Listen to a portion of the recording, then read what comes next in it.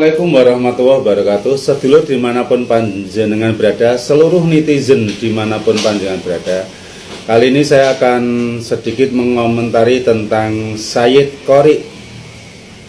Kata para pengikut Bahlawi, mereka mengatakan bahwa saat ini Sayyid Qori sudah bertobat kembali ke jalan yang benar, mendukung kaum Bahlawi. Itu menurut mereka, dan itu memang benar adanya. Namun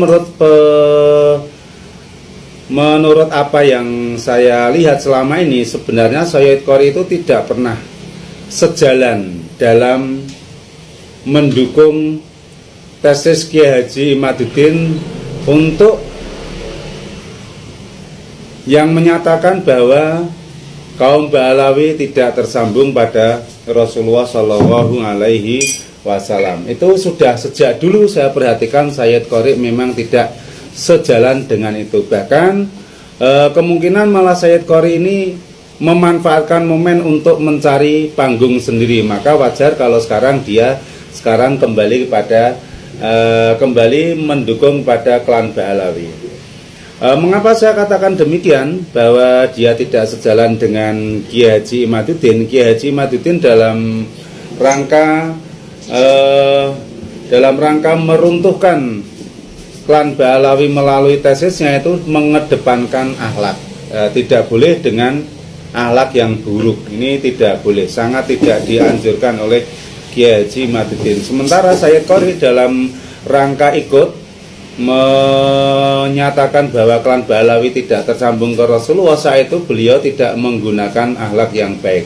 Contoh, dia sering mengatakan dengan kata-kata yang buruk, misalnya Bahlawi, bajingan. Ini dari Sayyid Qori, itu sangat-sangat kontraproduktif dan tidak sesuai dengan apa yang dipesankan oleh Kiai Haji Imaduddin Al-Bantani. Nah, sekarang ini dalam Room Live kemarin, Sayyid Qori mengatakan bahwa dia akan ikut merontokkan tesis Kiai Haji Imaduddin. Dia memberi waktu bulan Februari nanti tesis Kiai Haji Imaduddin akan rontok. Nah, pertanyaannya, Sayyid Qori, kamu akan merontokkan dengan apa? Kalau hanya dengan koar-koar, kalau hanya dengan menyangkal tanpa karya, itu ya semua orang bisa. Apalagi kalau hanya menyangkal dengan kata-kata buruk, dengan misuh-misuh, itu juga semua orang bisa. Nah, sekarang agar sebagian orang mungkin bisa yakin dengan apa yang akan Anda lakukan, coba tunjukkan karya panjenengan selama ini apa. Karya dalam kitabnya apa, sudah mencetak karangan kitab apa saja, jumlahnya berapa biji. Coba kalau mampu tunjukkan.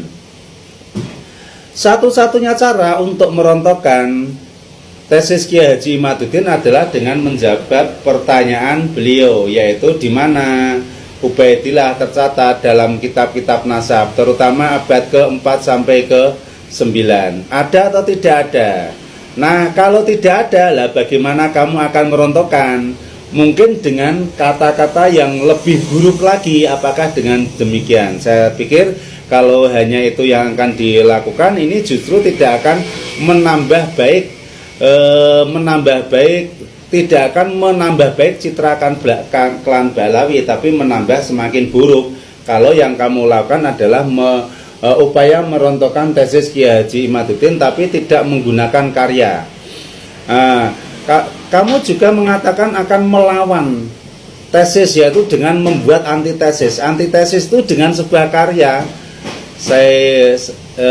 Saudara Qori, dengan sebuah karya, dengan sebuah tesis pula yang isinya menjawab tentang apa yang dipersoalkan oleh Kiai Haji Imaduddin, termasuk itu tadi Ubaidillah tercatat dalam kitab berapa.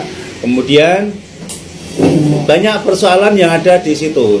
Totalnya ada 12. Ketika 12 persoalan itu bisa kamu jawab dengan berdasarkan kitab yang terang atau kitab yang mutabaroh, maka kemungkinan kamu akan bisa merontokkan hal itu. Tapi saya yakin kamu tidak akan bisa menemukan hal itu karena memang datanya tidak ada. Datanya tidak ada, Sayyid Qori. Dalam kitab apa aja kamu tidak akan menemukan bahwa Ubaidillah itu tersambung dengan Rasulullah SAW itu tidak akan pernah ditemukan. Maka menurut saya keinginan kamu untuk merontokkan tesis Kiai Haji Imaduddin yaitu pada bulan Februari 2025 itu hanya angan-angan belaka, hanya omong-omong, hanya pepesan kosong. Kalau menurut saya seperti itu. Jadi boleh kamu ingin merontokkan tesis Kiai Haji Imaduddin, tapi semua berdasarkan ilmu. Karena kajian tentang nasab ini adalah kajian keilmuan, bukan kajian yang berdasarkan kebencian, bukan kajian yang berdasarkan kebencian, bukan kajian yang tujuannya untuk memecah belah, tapi kajian yang berdasarkan ilmu yang tujuannya adalah kajian berdasarkan ilmu yang tujuan utamanya adalah untuk memurnikan nasab Rasulullah SAW. Bagi mereka yang selama ini mengaku sebagai nasab Rasul tapi tidak tersambung pada beliau, ini harus dibersihkan sehingga nasab Rasul betul-betul terjaga, tidak tercampuri oleh nasab-nasab palsu yang menyandarkan nasabnya kepada Rasulullah SAW. Itulah tujuan kajian nasab, bukan masalah kebencian, bukan masalah ingin memecah belah, sama sekali bukan. Tapi kita ingin mengetahui, ingin mendapatkan, ingin mensucikan kembali nasab Rasulullah SAW yang dicampuri oleh nasab-nasab palsu yang tidak tersambung kepada Rasulullah SAW. Siapapun diizinkan, siapapun diperbolehkan untuk membuat antitesis yang menyangkal tesis Kiai Haji Imaduddin tersebut. Namun apabila tidak mampu menyajikan antitesis, maka yang berlaku adalah tesis Kiai Haji Imaduddin yang menyatakan bahwa klan Bahlawi adalah mustahil tersambung pada Rasulullah SAW. Klan Bahlawi adalah batilun, mungkotiun, mardudun. Maka yang diterima adalah itu ketika tesis itu tidak mampu disuguhkan atau tidak mampu dibuat. Video ini juga saya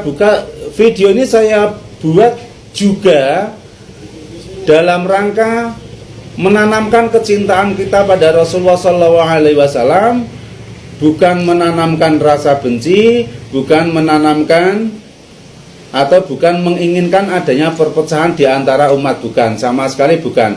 Tapi demi kecintaan pada Rasulullah SAW, jangan sampai nasab suci Rasulullah SAW dicampur aduk dengan nasab-nasab lain yang tidak tersambung pada beliau. Kita ini menjadi umatnya Rasulullah aja sudah bangga luar biasa, nggak perlu mencampurkan atau mencangkokkan nasab kita pada Rasulullah kalau memang kita tidak tersambung dengan Rasulullah. Menjadi umatnya beliau, saya ulangi, menjadi umatnya beliau itu sungguh sudah kenikmatan yang sangat luar biasa yang harus kita syukuri. Jadi demikian, terima kasih saudara-saudara semuanya di seluruh tanah air. Semoga apa yang saya sampaikan ini ada manfaatnya. Sekali lagi pada Tengku Qori, kita tunggu karya Anda berupa kitab-kitab tentang nasab yang mampu menyuguhkan bahwa Ubaidillah tersambung kepada Rasulullah SAW. Namun kalau kamu tidak mampu, ya jangan bermimpi untuk merontokkan tesis Kiai Haji Imaduddin Al-Bantani. Matur nuwun, thank you for your attention.